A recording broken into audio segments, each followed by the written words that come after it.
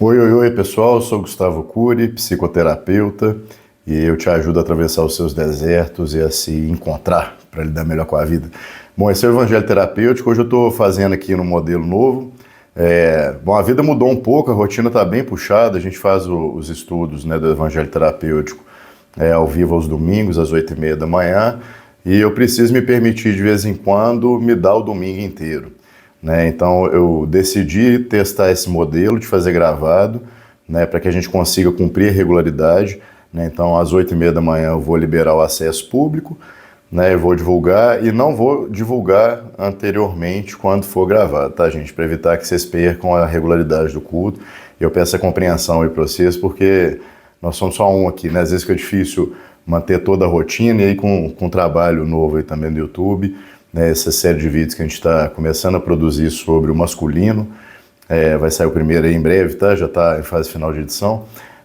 Acaba que isso toma mais o nosso tempo um pouco e a gente não quer descumprir nenhum compromisso, mas lembrando que, né, por mais que eu esteja fazendo isso aqui num outro horário, a gente se conecta, né, da mesma forma, nesse momento aí, fazendo às 8h30 da manhã no domingo ou utilizando esse vídeo em outro horário.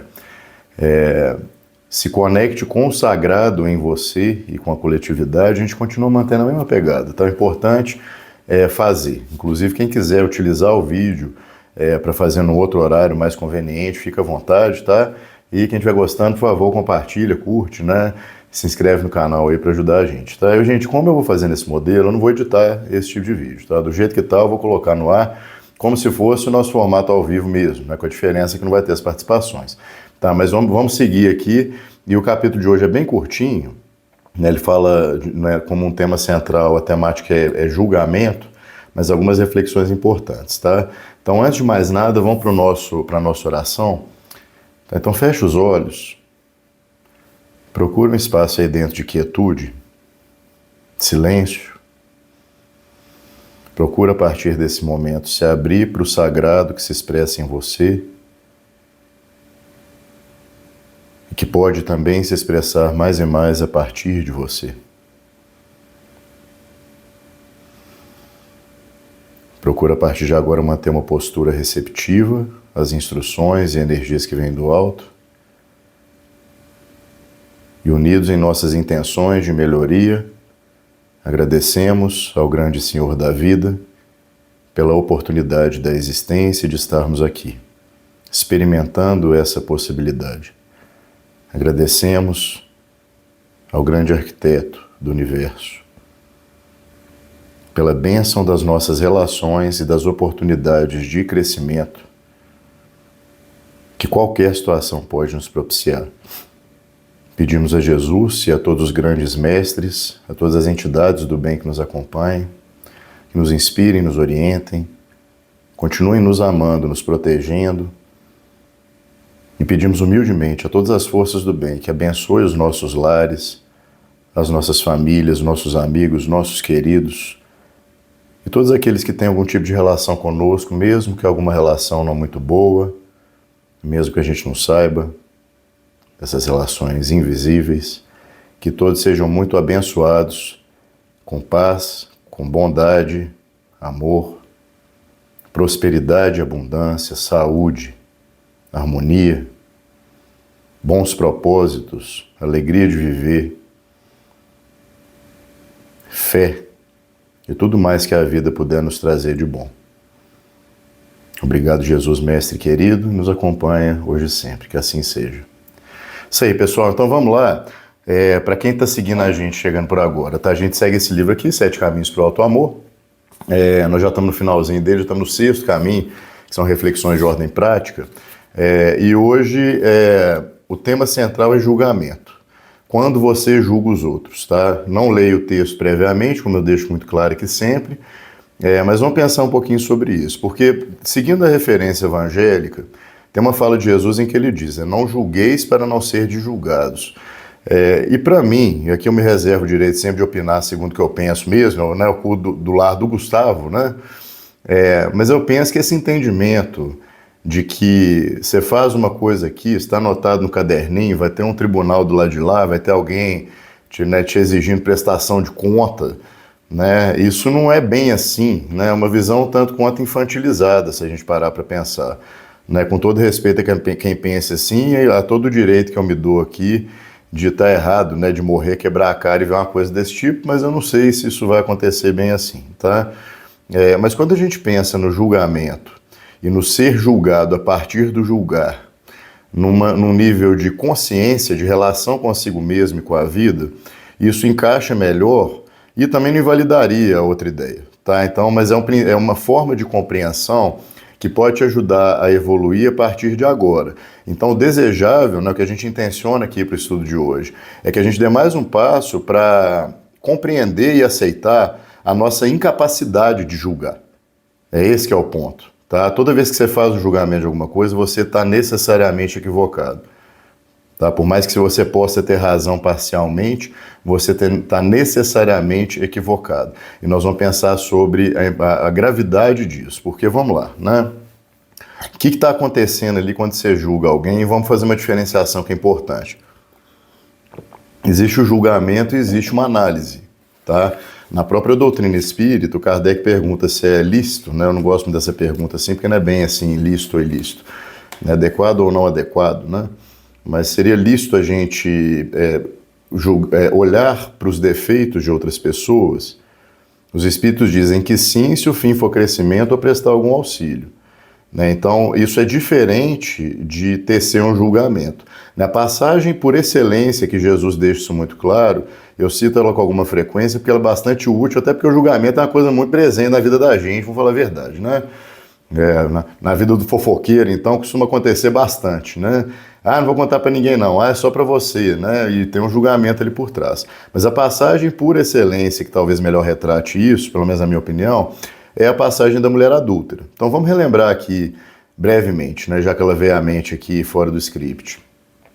O que estava acontecendo ali? Vou contar brevemente a história, quem quiser recorre ao texto, tá? Só não vou lembrar de cabeça aqui a referência, mas Jesus está lá e chega uma multidão com os fariseus, trazendo uma mulher que foi pega em adultério e colocando para Jesus fazer uma avaliação. Então vamos só entender o contexto. Quem eram os fariseus, para quem não sabe dessa história? Os fariseus eram os líderes religiosos da época de Jesus, junto com os saduceus. Eles tinham, além do poder religioso, poder também político, então era quem estava articulado diretamente ali com Roma, né, principalmente o Sinédrio. Roma tinha essa política, né, de dominação do império, de preservar a cultura local para manter uma coesão dos povos, né, e manter também normalmente a nobreza, né, com restrições, mas mantinha a nobreza no lugar de nobreza. Então eles estavam ocupando esse lugar. Mas socialmente falando, dentro da sociedade judaica, eles eram a referência de retidão, de bondade, né, de representantes de Deus. Tá? No Evangelho, eles têm a simbologia da hipocrisia religiosa. Isso que é o mais importante, tá? Então, o que está chegando ali para Jesus no simbólico, como a gente gosta de tratar? A multidão, o senso comum, orientada pela hipocrisia religiosa.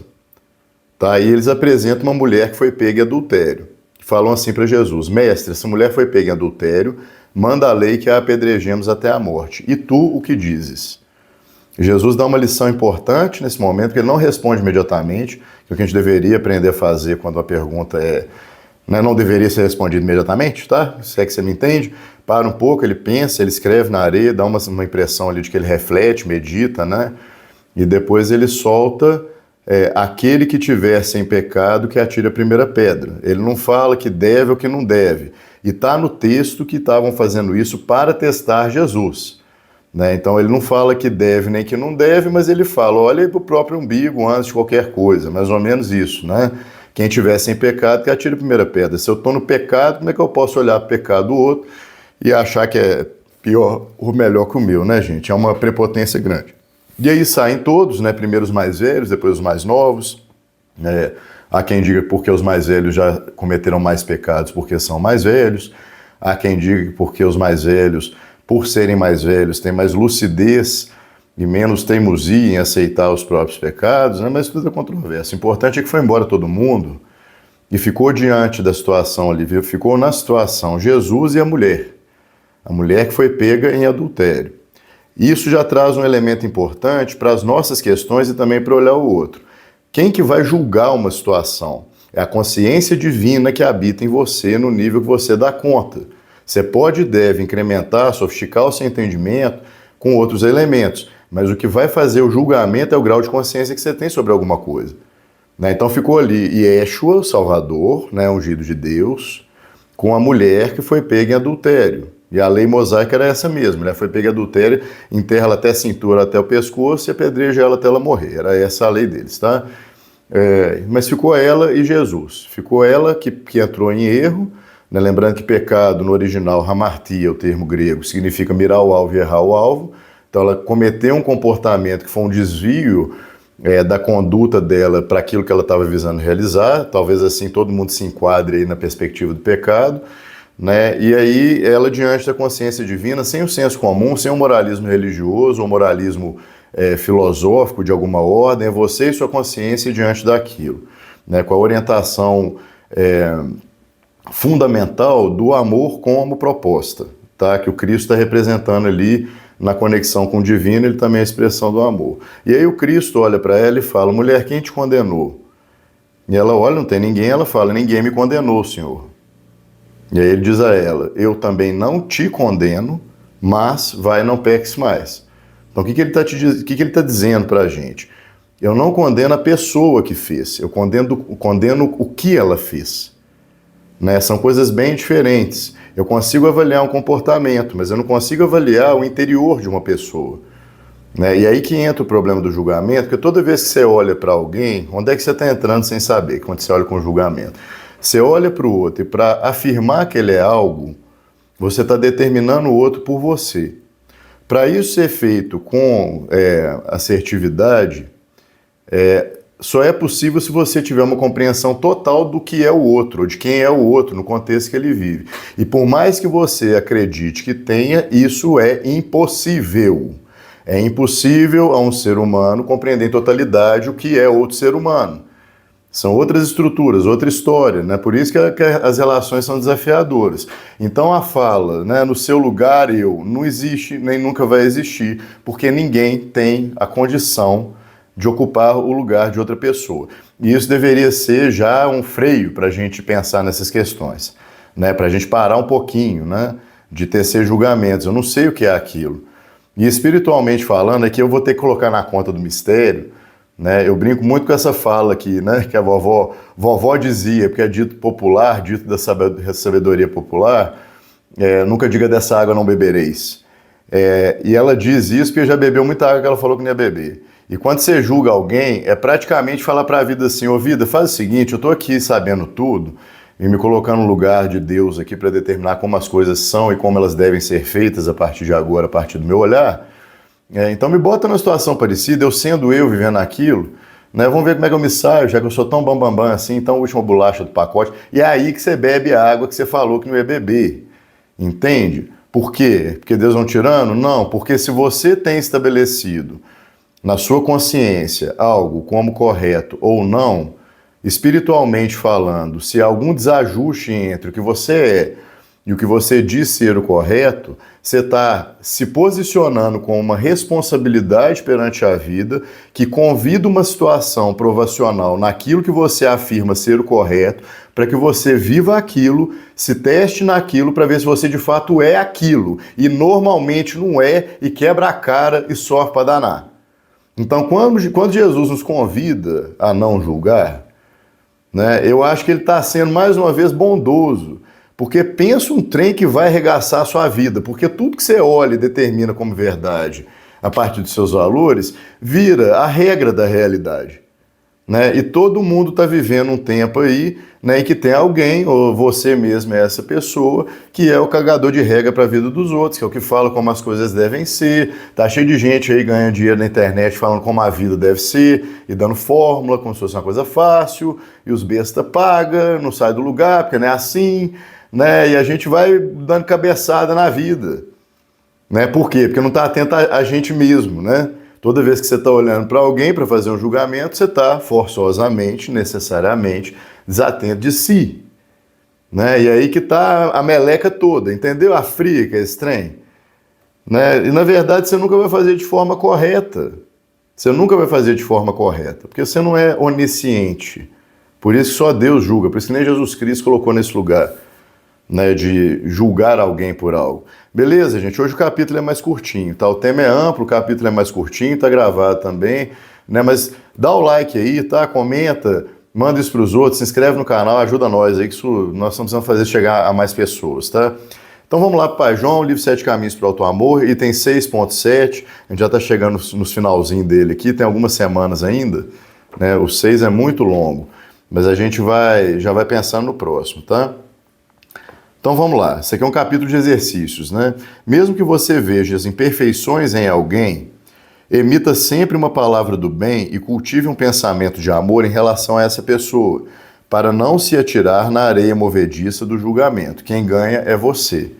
Né? E isso aqui que o Pai João propõe, eu vou fazer uma consideração que é para poder viabilizar isso. A gente vive numa cultura, aqui no Ocidente, que foi naturalmente muito contaminada pelo judaísmo, pelo cristianismo católico, né? Por todas as derivações que isso acontece, que isso trouxe, né? Num nível sócio-histórico, tá, gente? Então não estou falando aqui da espiritualidade, estou falando da religião como processo social e histórico também. E isso traz para a gente, muitas vezes, né, como arraigado na cultura, uma ideia de que ser um mártir, ser um herói, né, de se sacrificar e morrer por conta de algo, que isso é necessariamente bom. E muitas vezes a gente carrega as recomendações evangélicas, doutrinárias, ou recomendações do bem, com esse peso, como se viver isso fosse uma coisa muito difícil e muito arrastada. Ah, Gustavo, o evangelho é muito difícil, o espiritismo é muito difícil. Não, difícil é que te trouxe a buscar isso, né? E talvez se a gente ajustar um pouco o olhar, nós vamos entender finalmente que a proposta do Cristo, como ele mesmo diz, o jugo é leve e o fardo é suave, né? Então que alguma coisa está equivocada no entendimento. E nisso aqui, essa questão do julgamento fica clara como sendo leve, né? Procura, quando você vê alguma coisa em alguém que você está disposto a julgar, procura tecer um elogio na sua mente, ou uma prece. Mas, Gustavo, eu não estou sentindo isso, eu quero que o outro se exploda. Não tem problema, não. O fato de você querer que ele se exploda, ou qualquer outra coisa parecida, só quer dizer do afeto que você tem por ele, do sentimento. Nós estamos falando aqui do comportamento, tá? A gente consegue modificar o nosso padrão de sentir, né, o que está já condicionado, modificando primeiro também a nossa cognição e apresentando uma conduta diferente. E muitas vezes é o que dá para fazer. Então, quando né, esquece esse negócio, mas eu tô com raiva do fulano, vou rezar para ele com raiva, vai. Né? Não é que você quer a raiva para ele, você reza, inclusive, intencionando isso. Olha, eu tô com raiva, essa é a minha verdade. Né? Isso é o que eu consigo dar. Né? Mas eu quero o bem para ele, ou eu quero querer, pelo menos. Né? Já é um ótimo começo, quando a gente quer querer as coisas, disso aí ninguém pode fugir. Né? Então o pau está quebrando ali, você está julgando uma pessoa, sua mente às vezes está atormentada, você está indignado com o que o outro é, ou porque te lesou e você está remoendo coisa, ou porque você tem inveja e está julgando por conta disso, está magoado por alguma razão, e você está ali aprisionado mentalmente numa determinada situação, e muitas vezes o que falta é uma educação, uma disciplina mental mesmo, para que você consiga, a partir, por exemplo, da meditação, que é o melhor caminho, mas qualquer caminho que te exija rigor mental para algo vai te treinar nisso, tá? Exercício físico sistemático também pesado ajuda, né? Rotinas, né, mais austeras ajudam, mas a meditação talvez seja o caminho mais brando, né, e melhor. Mas também tem que ter constância. Isso te ajuda a começar a identificar o que você sente e não ficar reativo a isso, entre outros tantos benefícios. Então separa um pouco e fala assim, tá, eu tô com raiva da pessoa, eu tô aqui sereno olhando pro fato de eu estar com raiva. Eu não vou expressar essa raiva, eu aceito essa raiva. Eu aceito a mágoa, eu aceito a decepção. E eu preciso aceitar, porque só são expressões do que eu sou de fato, do que eu tô sentindo de verdade. Não tá errado, só tá indicando uma coisa. E muitas vezes é uma coisa que é desagradável, que eu não quero ver, né, e que tá, enfim, né. Mas negar isso não vai fazer diferença pro bem, só vai fazer diferença pro mal. Então assim, tá, eu tô naquela postura, coçou a língua para balangar o beiço e falar alguma coisa de alguém, mesmo que só na sua cachola, procura já disciplinar essa mente para você não entrar nesse atoleiro do julgamento, que, como eu disse aqui anteriormente, é meio que trazer para si a possibilidade de vivenciar alguma coisa parecida para provar para si mesmo, para sua consciência, que você é essa Coca-Cola toda que você diz ser para si. Tá? Né? Se você quiser tomar esse caminho, beleza, não acho muito vantajoso. Tá? Quem se atira no poço com o pretexto de acusar, pode terminar afogado nas mesmas atitudes que condenam no outro. É o que eu falei aqui da vovó falando, nunca diga dessa água não bebereis. Né? Você está pedindo meio que para viver a mesma coisa, tem certeza que tem gente ouvindo isso aqui e fala, putz, ela é mesmo, né? Já aconteceu comigo aqui. Quem já viveu um pouquinho sabe, né? Que a gente quebra a cara com a gente mesmo, né? Também. Né? Então não é muito vantajoso. Aliás, essa é uma programação mental das mais certeiras. Aquela atitude que você cobra ou acusa no outro, acrescida de forte carga emotiva e de repetição verbal, é a que tende a incorporar da mesma maneira em sua vida. Olha o pai João aqui, né, falando numa perspectiva psicológica comportamental, talvez dentro até com uma pegada para a neurociência, né? Você acusa no outro, você forma uma sentença na sua mente, carrega ela de emoção, reforça isso, que o afeto reforça o pensamento, né? E repete, com um afeto negativo, você está estabelecendo isso na sua mente como uma referência e provavelmente você vai buscar isso de alguma forma. Tá? O exemplo que a gente dá para explicar isso aqui, pensa quando você está procurando alguma coisa, né? Tem gente que pensa aí que você está, por exemplo, procurando um lugar para morar, você vai alugar um lugar. Aí você passa todos os dias, via de regra, mais ou menos no mesmo trajeto, né? Faz mais ou menos o mesmo caminho. E aí você começa a reparar um monte de lugar para alugar, né? Que não existia antes, né? Depende do lugar que você mora, claro, né? Mas você começa a reparar. Falei, gente, tá cheio de lugar para alugar aqui, né? Como é que eu nunca vi? Você nunca viu porque você não estava procurando, porque aquilo não era um objeto na sua mente que evocava a necessidade de uma atenção para alguma coisa. Agora, você está sempre olhando para o fulano, Beltrano, Ciclano, né? Percebendo que não está positivo, carregando isso de crítica, ofensa, desqualificação, qualquer coisa que seja uma expressão notória, né, da sua reação emocional diante daquilo. Você está reforçando na sua mente aquilo como uma base que está pré-estabelecida e você vai tendenciar a ver isso o tempo todo. Uma hora você vê em você, se você for honesto. Né? E mais do que isso, né? Mesmo que isso não aconteça, o fato de viver assim também vai te afetar. Né? Uma pessoa que vive a vida vendo as coisas dessa forma, né? Acho que ela vai sofrer um bocado. Tá? Esse é o texto de hoje, tá, gente? Hoje está curtinho mesmo. E aqui a sugestão do final desse capítulo 6, tá? Uma sugestão de exercício. Pense em alguém cujas atitudes você considera inadequadas. Feche os olhos e emita um pensamento de amor, construindo uma circunstância mais feliz. E perceba o que você sente logo depois. Tá? Então, para a gente arrematar, uma reflexão sobre isso aqui, tá? Sobre pensar uma coisa boa, vamos ver o termo que ele usa aqui, porque não é bem inimigo, né? Cujas atitudes você considera inadequado. Então pensa alguém aí, de preferência alguém que você não vai muito com a cara, e um comportamento que a pessoa teve, ou então alguma coisa que você, né, pensou que seja repulsivo, ou inadequado, ou revoltante, qualquer tipo de coisa que desperte em você uma reação mais aversiva, né, de ordem emocional, né, uma coisa que você não gostaria de sentir. Né? E pensa nisso, tenta perceber, trazendo à memória a situação à pessoa, tenta perceber o que você está sentindo, e aí a gente vai para isso que o pai João falou, tá? Eu estou sentindo isso aqui, você identifica, uma raiva, por exemplo. Né? Agora eu vou fechar os meus olhos e vou fazer uma oração por essa pessoa, vou pensar uma coisa positiva para ela, intencionar algo bom por ela, né? Mesmo que eu não sinta isso, mesmo que seja uma coisa robotizada, isso é só um começo. Tá? Eu faço, então nós vamos tirar a autocobrança aqui.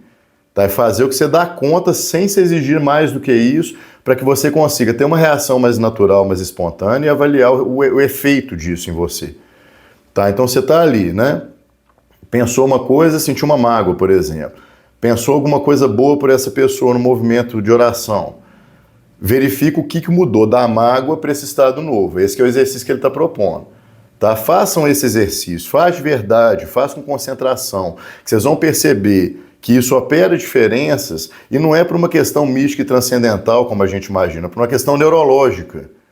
Tá? Então, dá uma olhada para isso, que a lei ela se manifesta naturalmente em nós. Claro que tem a parte esotérica da coisa, né, mística, mas isso também tem um caminho biológico que está acontecendo ali. Então é importante que a gente comece a educar a nossa mente para deixar de dar atenção para algumas coisas e dirigir mais a atenção para outras coisas. Entendendo que vai ser de grau a grau, de passo a passo que a gente transita de um estado interno para o outro. Mas modificar isso é importante. Tá? Por isso que a gente trouxe esse fundamento aqui sobre o julgamento, que, gente, sem exagero, você não faz essa merda mais, porque isso só ferra a sua vida. Tá? E quem diz que o outro é o que você acha que ele é, o que você percebe que ele é, Né? A gente não sabe nem olhar para a gente mesmo e reconhecer em totalidade, que dirá para o outro, pelo amor de Jesus Cristo. E nós estamos perdendo um tempo danado. Tem um monte de coisa para fazer, tem um monte de coisa para desenvolver em nós, e nós estamos aí preocupados com cheirar o focinho do outro aí para ver o que ele está fazendo. Né? Então, que cada um tome conta da sua vida, né? Que a gente se irmane na vida, né? E se auxilie, e isso pode ser melhor. Tá bom? Então, vamos encerrar aqui por hoje. Tá? Hoje eu vou publicar isso aqui no domingo, então vou desejar um bom domingão para vocês. Tá? E sempre que eu precisar eu vou fazer desse jeito, sem o culto, na medida do meu possível, ninguém vai ficar, mas eu vou ter que me reservar esse direito, porque realmente está faltando tempo para eu descansar, para eu fazer outras coisas, mas eu não quero descumprir esse compromisso e essa rotina, porque ela também me faz muito bem. A gente não pode fazer tudo, né? Então ou deixava de fazer amanhã, ou dava um jeito. Eu preferi dar um jeito, tá? Nós vamos sempre dando um jeito aqui. Tá bom, gente? Então vamos fazer nossa oração para encerrar. Vamos fechar os nossos olhos novamente. E com profunda gratidão às entidades superiores que nos acompanham, encerramos o estudo de hoje. Com mais firmeza em nossos corações para respeitar as pessoas naquele momento em que vivem, sendo quem são, como gostaríamos que fosse feito conosco. Que tenhamos sabedoria para não julgar e que tenhamos bondade para olhar. Uma bondade que não abdica da justiça, mas que é benevolente, que deseja o bem e que compreende. Muito obrigado, Senhor Jesus, e todos os grandes mestres da humanidade. Obrigado a todas as forças espirituais que nos abençoam e nos sustentam, e pedimos a todos nós aqui presentes, em qualquer momento, qualquer tempo que a pessoa veja isso aqui, que a vida seja repleta do bem, do amor, da prosperidade, da harmonia, da graça divina, do milagre, da fé e de tudo mais que há de bom. Muito obrigado, Senhor Jesus, e abençoa a nossa vida, abençoa o nosso dia e nos acompanha sempre, que assim seja. Graças a Deus. Isso aí, pessoal. Bom domingão para quem está vendo esse domingo, tá? Curtam aí o domingão. Quem está vendo esse outro momento, aproveita também. Comenta aí, curte, segue o canal, ajuda nós. Preciso fazer esse trem crescer, conto com vocês, tá bom? Até o próximo Evangelho Terapêutico. Valeu e deixa comentário aí que eu comento também.